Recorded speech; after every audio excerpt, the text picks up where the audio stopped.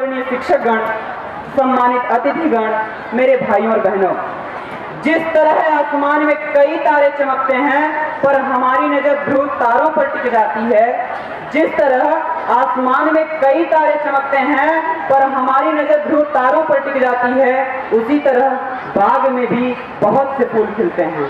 उसी तरह बाग में भी बहुत से फूल खिलते हैं पर हमारी नजर गुलाब पर ठहर जाती है, गुलाब पर ठहर जाती है।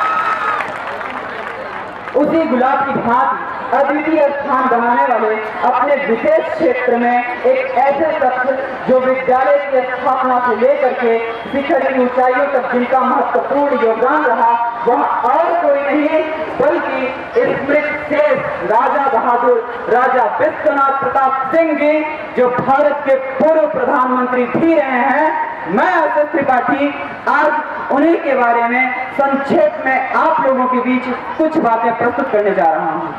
राजा बहादुर राजा विश्वनाथ प्रताप सिंह जी का जन्म 25 जून 1921 को उत्तर प्रदेश के इलाहाबाद के डैया राजघराने में हुआ था। इनके पिता भगवती प्रसाद सिंह जी अथाह जनसंपदा वाले व्यक्ति थे। बाद में इन्हें मांडा के राजा राम गोपाल सिंह ने गोद ले लिया और जब बीपी सिंह 10 वर्ष के हुए तो दुर्भाग्य से मांडा के राजा राम गोपाल सिंह जी का स्वर्गवास हो गया और तब बीपी सिंह को मांडा के 41वें राजा के रूप में घोषित किया गया और इनका विवाह 24 वर्ष की आयु में श्रीमती सीता कुमारी जी के साथ हुआ। इनके दो पुत्र अजय सिंह और अभय सिंह हुए।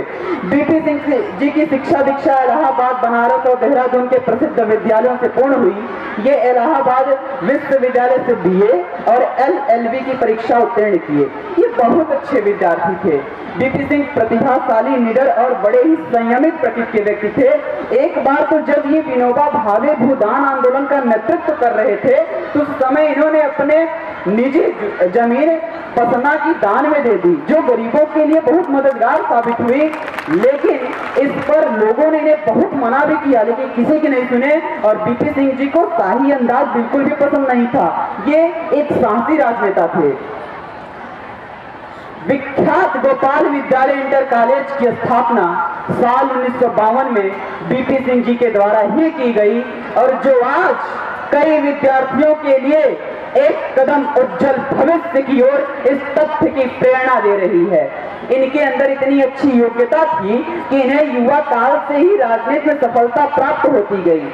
जब ये उदय प्रताप कॉलेज के स्टूडेंट यूनियन के अध्यक्ष और इलाहाबाद विश्वविद्यालय के स्टूडेंट यूनियन के उपाध्यक्ष रहे तो इस तरह की प्रतिभा को देखते हुए इन्होंने साल 1970 में इन्हें कांग्रेस विधान पार्टी का प्रमुख बना दिया गया।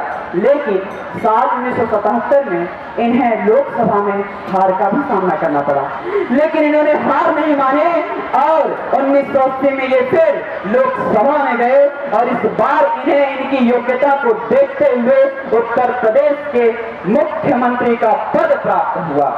इनके मुख्यमंत्री का कार्यकाल साल 1980 से 1981 तक ही रहा, लेकिन इस दौरान उत्तर प्रदेश में फैले डाकुओं के आतंक को समाप्त करने का इन्होंने भरसक प्रयास किया और साल 1984 से 1987 के बीच राजीव गांधी के प्रधानमंत्रित्व काल में ये वित्त मंत्री और रक्षा मंत्री के पदों पर कार्य किए।